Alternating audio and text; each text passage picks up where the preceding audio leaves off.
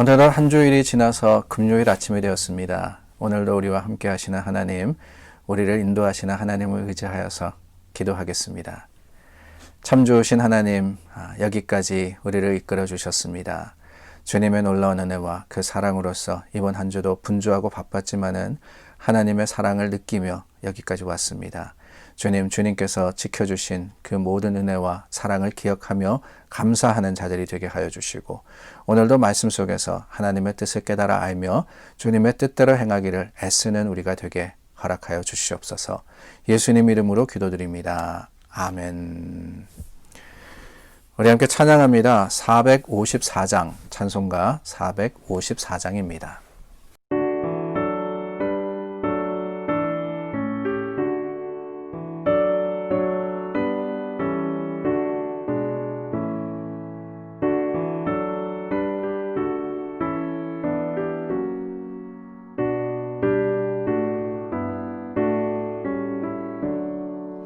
주와 같이 되기를 내가 항상 원하니 온유하고 겸손한 주의 마음 주소서. 세상에서 우리가 나그네로 있을 때 주의 형상 닮아서 살아가게 하소서.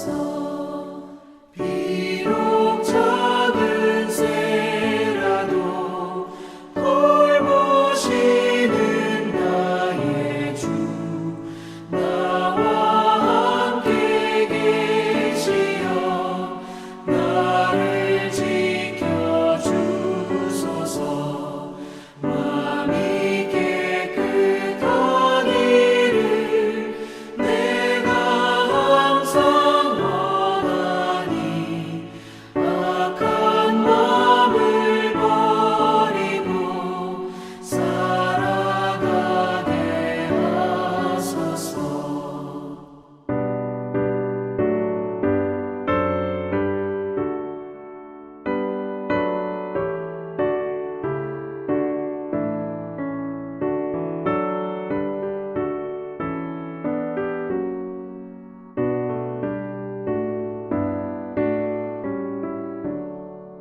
주와 같이 되기를 내가 항상 원하니 주님 뜻을 따라서 살아가게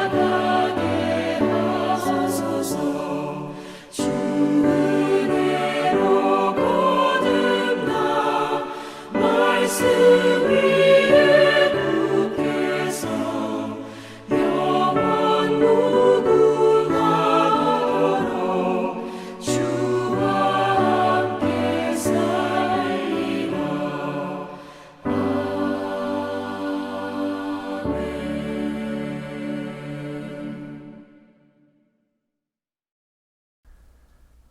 누가복음 9장 37절에서 50절 말씀입니다.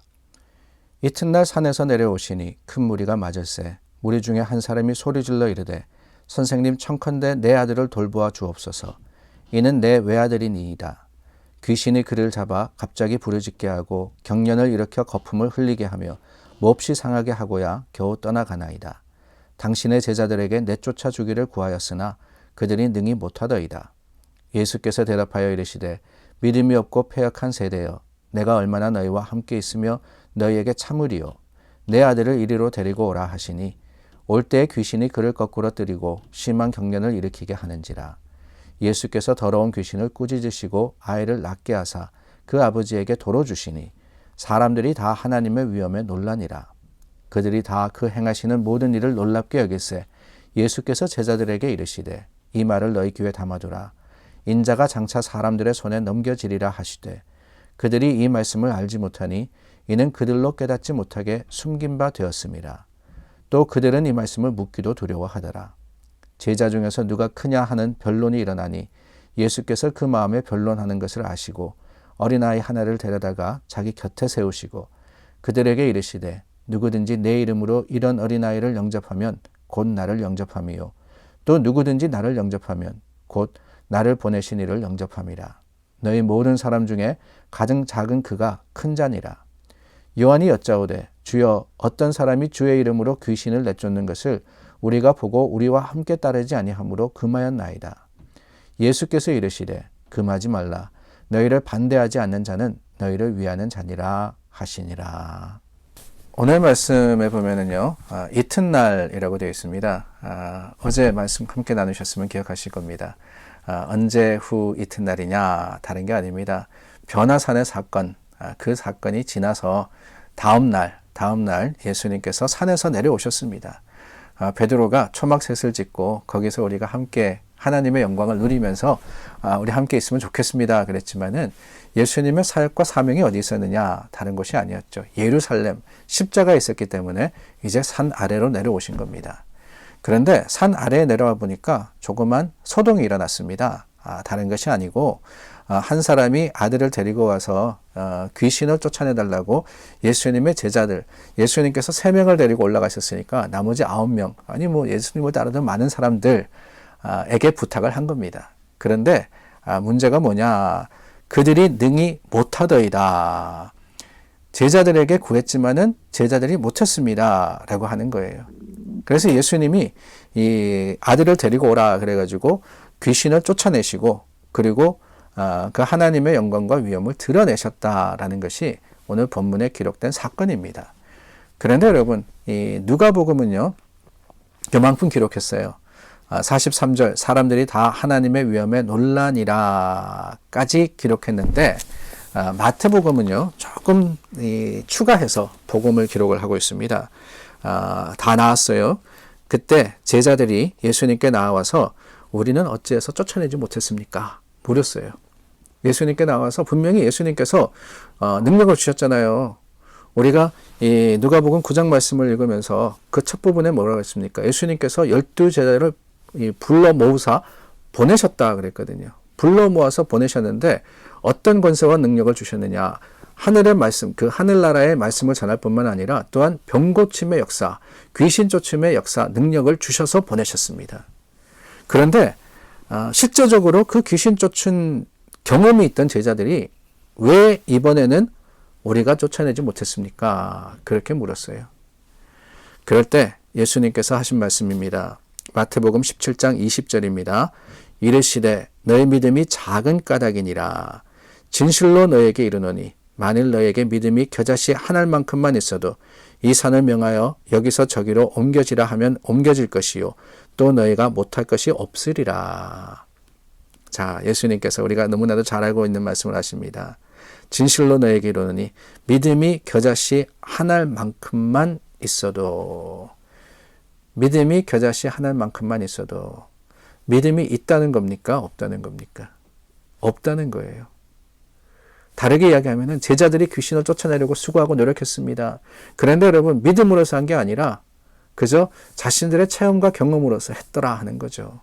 이전에 해봤으니까 지금도 할 수 있지 않겠느냐, 이렇게 생각하는 것이 다였습니다. 그러나 예수님께서 말씀하시는 능력이라는, 귀신을 쫓아내는 능력이라는 것은 어디에 있느냐? 할 수 있었던 체험에 있었던 것도 아니고 경험에 있었던 것도 아니며 예전에 어떠한 삶의 모습이나 그들의 어떠한 행했던 일에 있었던 것이 아니라고 이야기를 하시는 거예요. 그러면 어디냐? 믿음입니다. 믿음. 경험이 하나도 없다 할지라도, 가보지 않은 길이라 할지라도 믿음으로 갈 때 어떤 능력이 있느냐? 이 산을 명하여서 여기서 저기로 옮겨지라 하면 옮겨질 것이요 또 너희가 못할 것이 없으리라. 못할 것이 없으리라. 못할 것이 없으리라 하는 것은 지금은 못한다는 거죠. 왜요? 겨자씨 하나만한 믿음도 없기 때문에. 우리가 하나님 앞에 나와서 기도합니다. 하나님의 주시는 사명과 사역을 믿음으로써 감당하려고 합니다. 그런데 여러분, 안 되는 일들이 많아요. 그죠? 물론 하나님의 뜻일 때도 있습니다. 하나님께서 아니다, 기다려라. 아니다, 이것은 내 뜻이 아니야, 계획이 아니야, 그러실 때도 있습니다. 그러나 여러분, 분명히 우리가 기도하며 하나님께서 주신 사명으로 받아서 행하는 일에도 안 되는 경우가 있어요. 왜? 믿음이 부족하기 때문에. 아니, 부족하다는 말도 아니에요. 우리는 흔히 믿음이 부족하다라고 표현을 많이 합니다. 그런데 예수님은 단도직입적이세요. 믿음이 겨자씨 한 알만큼만 있어도 겨자씨 한 알만큼도 없다는 거예요. 아니, 교회가 성도인데 그래도 우리는 믿음의 사람이고 믿음의 공동체라 그러는데 하나도 없다. 가능한 일일까? 불가능한 것처럼 보입니다. 설마 교회가 그렇겠어? 설마 내가 그렇겠어? 얼마나 오랫동안 교회 다녔는데 신앙생활 했는데 내가 드린 예배 숫자만 세어도 몇천 번은 될 텐데 몇만 번은 될 텐데. 그래요. 우리 다 능력 있고 경험 있고 우리 다 재주 있고 또 지식 있는 사람들입니다. 그런데 여러분, 하나가 부족하면 아무 소용이 없습니다. 뭐냐? 아니, 하나가 없으면 부족하다. 이게 습관이 되다 보니까 자꾸 부족하다 그러는데요. 부족한 게 아니에요. 우리는 직시해야 됩니다. 내게 믿음이 없다라는 것을 말입니다. 내게 믿음이 없다. 그것이 안타까운 현실입니다. 그것이 주님 앞에 부끄러운 우리의 모습입니다. 믿음이 부족한 게 아니에요. 부족해서 이루어지지 않은 게 아닙니다. 겨자씨 하나만한 그 믿음이 있으면 된다 그랬잖아요. 그런데 그것마다 없는 거예요. 없는 거예요. 이 말씀 앞에 부끄러울 수밖에 없습니다. 내가 믿음으로써 신앙생활을 한다 그랬는데 내 속에 믿음이 없다면, 아니 믿음이 없음에도 있는 것처럼 생각한다면, 아니 더 심각하게 있는 척하고 있다면 우리는 주님 앞에 과연 설 수 있을까? 제자들 열심히 귀신을 쫓아내려고 했습니다. 그런데 그들 가운데 믿음이 없었다는 것을 몰랐어요. 귀신을 쫓아내려고 했던 그 행위 자체가 믿음이라고 생각했습니다. 그런데 그게 아니었어요. 그것은 그저 경험이었습니다. 행위였습니다. 정말 중요한 것은 그게 아니라 믿느냐 아니냐라는 것임을 예수님께서는 오늘 말씀을 통해서 우리에게 가르쳐 주셨고, 그 말씀이 오늘 우리를 다시 한번 주님 앞에 무릎 꿇게 하는 겁니다. 사랑하는 여러분, 착각하지 마시기를 바랍니다. 교회 다닌다고 믿음 있느냐? 신앙생활 오래 했다고 믿음 있느냐? 혹시 믿음이 부족한 건 아니냐? 내가 생활 하다 보니까 그냥 뜨겁고 그 강렬했던 그 믿음이 약해진 건 아니냐? 아닐 수 있습니다. 아예 믿음이 없을 수도 있어요. 우리 자신을 돌아보며 혹시라도 내 속에 믿음조차 없이 껍데기의 신앙생활을 하고 있는 것은 아닌지 우리 자신 돌아보며 회개하며 하나님 앞에 나아서는 오늘 우리 하루가 될 수 있기를 간절히 소망해 봅니다. 기도하겠습니다. 하나님, 오랫동안 신앙생활하면서 믿음 없이 여기까지 온 것은 아닌지요. 주님, 겨자씨 한 알만한 믿음이 있으면은 주님의 능력과 권능으로 다 할 수 있다고 하셨는데 하지 못하면서 믿음이 부족하다고 착각하고 있는 것은 아닌지 우리 자신의 모습을 돌아보며 회개합니다. 하나님, 참 주님 말씀 앞에 철저히 회개하는 우리가 되게 하여 주시고 그 회개로 하나님의 주시는 믿음을 받아 누리는 능력의 사람들이 되게 하여 주시옵소서. 예수님 이름으로 기도드립니다. 아멘. 오늘도 중보하여서 서로를 위해서, 교회를 위해서 기도해 주시기를 바랍니다.